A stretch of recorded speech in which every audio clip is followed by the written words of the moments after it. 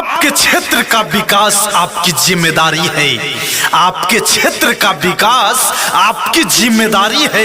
इस बार आपको पहचानना हर भ्रष्टाचारी है। आप सभी क्षेत्रवासियों से यही अपील है, प्रतिनिधि उससे चुनना जिसमें होशियारी है। करेंगे नहीं कभी भी अपने पद का अपमान, पूरे करेंगे क्षेत्रवासियों के हर अधूरे अरमान। क्षेत्र के विकास की इस बार नई गाथा लिखेंगे, हमारे पक्ष में चाहिए आपसे भारी मतदान। रमाकांत जादू जिंदाबाद, कलम दाबाद छाप जिंदाबाद, रमाकांत जादू जिंदाबाद, महुआ वापस में जिंदाबाद, उमाकांत जादू जिंदाबाद। सुनो भैया बहिनिया, सुनो चाची चाचा, रखो विश्वास विकास होइया अच्छा।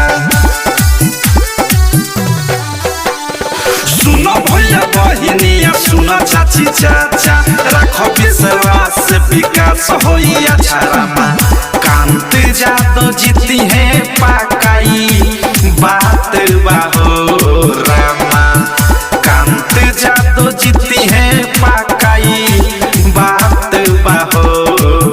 तीन नंबर पर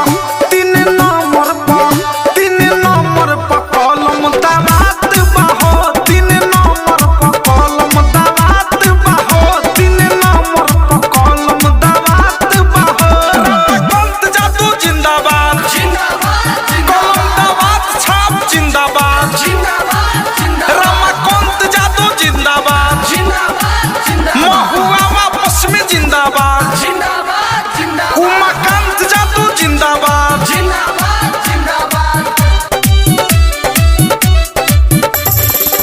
महुआ पंचायत के जनता के साथ बा, बटन दबाई हा छापवा, कलम दाबात बा। महुआ पंचायत के जनता के साथ बा, बटन दबाई हा छापवा, कलम दाबात बा। नाही देखे के जात यौरी पात बाहो, नाही देखे के जात यौरी बात बाहो। तीन नंबर पर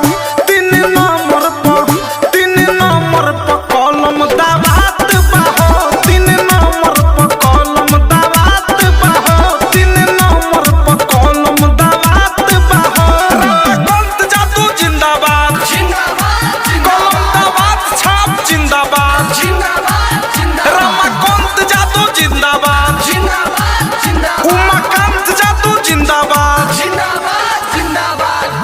रमाकांत जादू मानस रहुआ सबसे प्यार हो, सेवा करे के मौका दे दी अब की बार हो। रमाकांत जादू मानस रहुआ सबसे प्यार हो, सेवा करे के मौका दे दी अब की बार हो। सुनी माथावा पोइन का जनता के हाथ बाहो, सुनी माथावा पोइन का जनता के हाथ बाहो। तीन नंबर पर कलम दाबात बाहो, तीन नंबर पर कलम दाबात बाहो, तीन नंबर पर कलम दाबात बाहो। सुनो भैया बहिनिया, सुनो चाची चाचा, रखो विश्वास विकास होइया अच्छा। रमाकांत जादू जीती है पाकाई बात बाहो, रमाकांत जादू जीती है पाकाई बात बाहो। तीन नंबर पर कलम दाबात बाहो,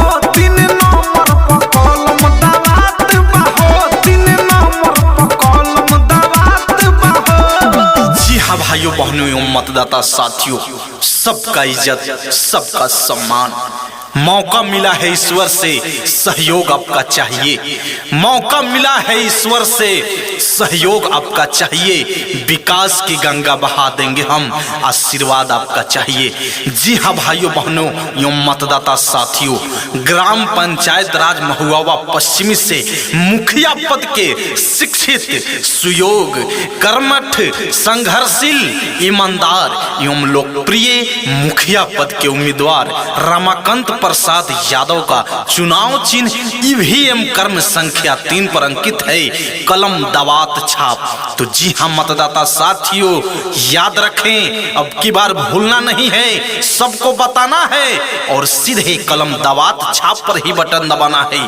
तो जी हाँ, ग्राम पंचायत राज महुआ पश्चिमी के समस्त जनता जनार्दन याद रखें, रमाकांत प्रसाद यादव का चुनाव चिन्ह ईवीएम मशीन कर्म संख्या 3 पर अंकित है, कलम दवात छाप। तो अब की बार किसी के बहकावे में ना आकर सीधे कलम दवात छाप पर ही बटन दबाना है। भारी से भारी मत से रमाकांत प्रसाद यादव जी को विजयी बनाना है, मुखिया बनाना है, ग्राम पंचायत राज महुआ पश्चिमी को चमकाना है, विकास का गंगा बहाना है। तो जी हाँ, ग्राम पंचायत राज महुआ पश्चिमी के समस्त जनता जनार्दन, समस्त नौजवान, समस्त किसान, समस्त मजदूर भाइयों, समस्त मतदाता भाइयों याद रखें, कलम दवात छाप 3 नंबर पे अंकित है, रमाकांत प्रसाद यादव जी का चुनाव चिन्ह कलम दवात छाप, कलम दवात छाप, कलम दवात छाप। तो जी हम मतदाता साथियों, घर घर में जाना है, यही बताना है, सबने ठाना है, कलम दवात छाप पर ही अब की बार बटन दबाना है, रमाकांत प्रसाद यादव को जिताना है।